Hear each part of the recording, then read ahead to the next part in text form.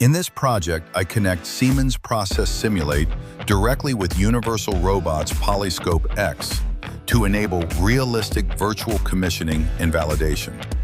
The Universal Robot is fully programmed within the PolyScope X software, which is installed and running inside a virtual machine.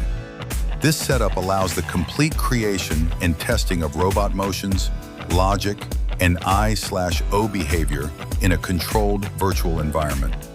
The robot program runs live in PolyScope X and is directly linked to Process Simulate. As a result, all robot movements are executed synchronously in Process Simulate.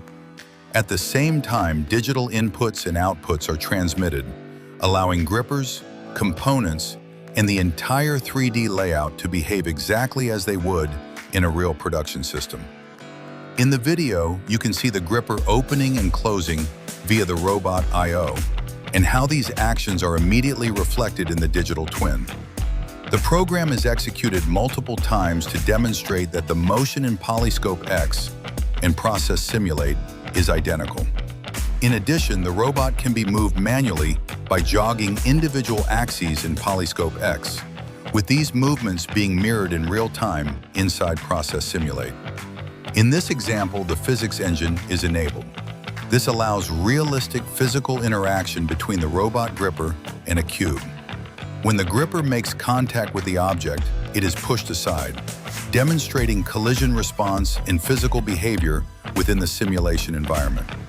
This approach makes it possible to virtually test and validate many functions that are later used in real-world Universal Robots applications.